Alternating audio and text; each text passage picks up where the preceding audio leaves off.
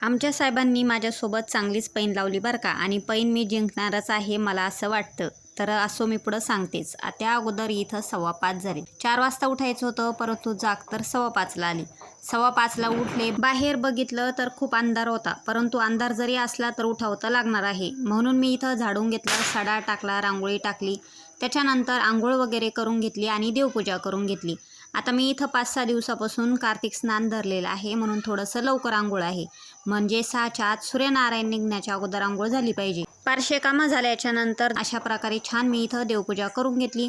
त्याच्यानंतर आता भाजीचा खूप प्रॉब्लेम होता, भाजीला काय करावं म्हटलं तर छान मी इथं मुगाच्या डाळीचं वरण केलं. तुरीच्या डाळीचं वरण आम्ही खात नाही, तर अशा प्रकारे बघा मी इथं मुगाच्या डाळीचं वरण करून घेतलं. त्याच्यानंतर चपात्या केल्या आणि साहेबांना टिफिन भरून दिला. आता मी थोडेसे कामं काढलेले आहे दिवाळीचे. तर आमच्या साहेबांनी अशी पैन लावली माझ्यासोबत की तुझे काही दिवाळी येईपर्यंत कामं आटपणार नाही. म्हणून मी पण काय केलं, थोडंसं रात्रीचं जागरण करून सकाळी लवकर उठून अशा प्रकारे कामं काढलेले आहे. पण त्या अगोदर आपण कितीही कामं शिल्लकचे काढले तर स्वयंपाक हा चुकत नसतो. म्हणून अगोदर स्वयंपाक, कपडे, भांडे, चहा हे तर करूनच घ्यावं लागतं. तर स्वयंपाक झाला, ते गेले. त्याच्यानंतर मी माझ्यासाठी चहा करून घेतला.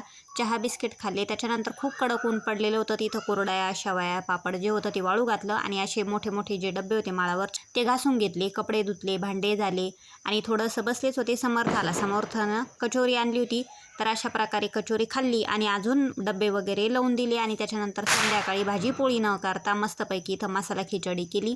कारण समर्थानं मला काम करताना बघितलंच होतं, तर तो म्हणे मम्मी आज सोप्यात सोपी खिचडी कर. आता खिचडीचं ज्यावेळेस वाढून घेतलं ना त्यावेळेस व्हिडिओ केला होता, परंतु तो माझ्याकडून डिलीट झाला. तर चला असो, आजचा व्हिडिओ जर आवडला तर लाईक करा, चॅनलला सबस्क्राईब करा आणि या जेवायला. बाय.